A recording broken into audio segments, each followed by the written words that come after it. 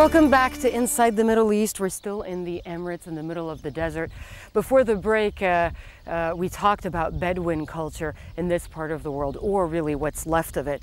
Now, this is the end of falcon season. Falconry is a very, very important activity for desert Bedouins and Emiratis in this part of the world. There's an off season and then there's an on season. Right now we're in the off season. Look at this cage.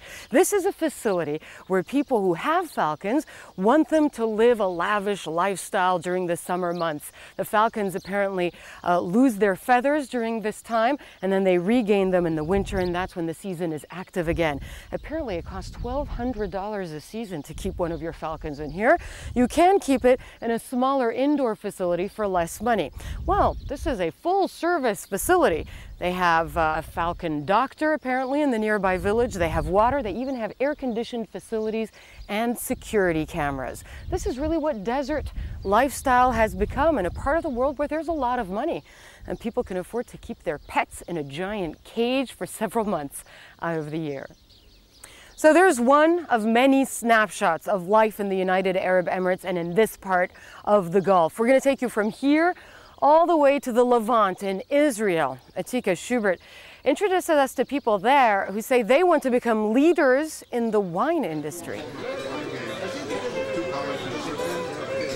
When you're choosing a wine for dinner, what comes to mind? French, Italian, maybe Australian, Californian, Chilean, but Israeli? Okay, everybody, take one, okay? It was the butt of jokes on Friends. Ooh, Israeli champagne. And it's vanilla. I got tenure. I didn't win the lottery. But here in Israel, wines are actually enjoying a renaissance. In fact, there are now more than 200 wineries in Israel and more than 5,000 labels to choose from. Israel wants the world to know. In March, the government launched a PR offensive to literally wine and dine critics and diplomats the world over. Mark Squires is one of the traveling critics.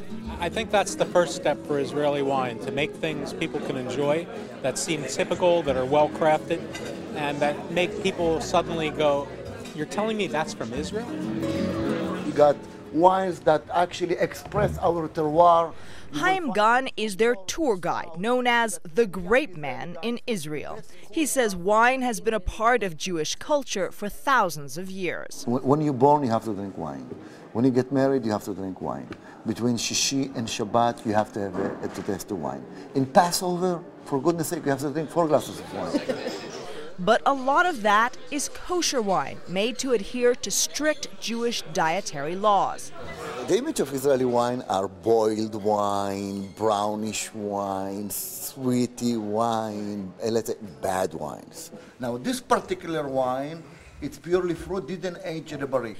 The Grape Man's mission is to transform the image of Israeli wine into good wine that just happens to be kosher. We would look for a clear color. He takes diplomats on a visit to the Tavor winery in the Galilee to experience Israel's terroir, wine talk for soil, weather, water, everything in the environment that affects the taste of wine. The actual age of the vines gives us a unique flavor to the wine. But on this muddy day, terroir isn't so great on the feet.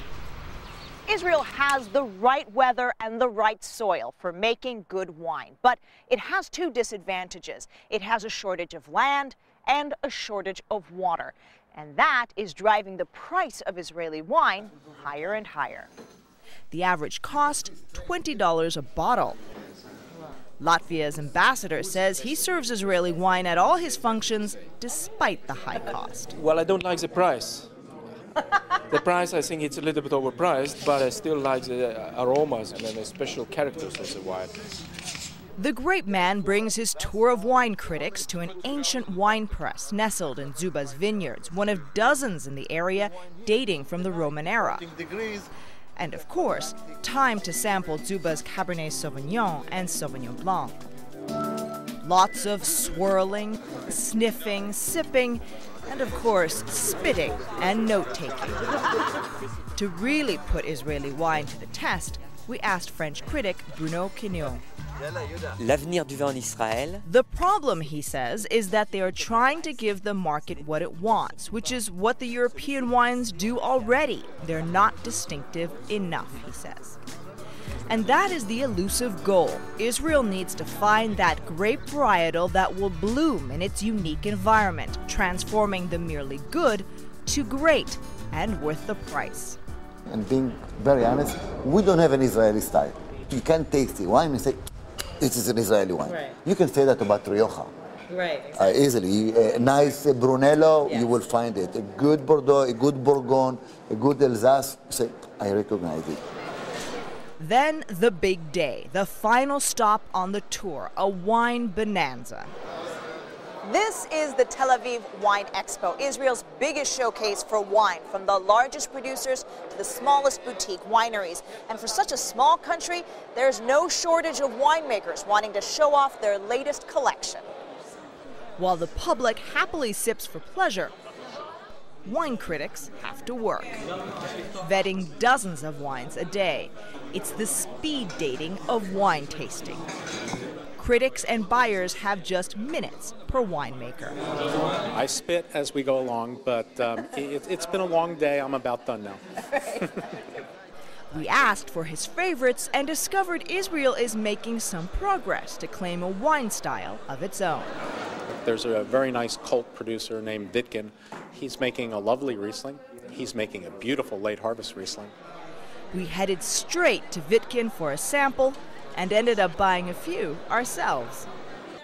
The business of wine, and for TV crews reporting on wine, is tough, but somebody's got to do it. Atika Schubert for Inside the Middle East, Tel Aviv.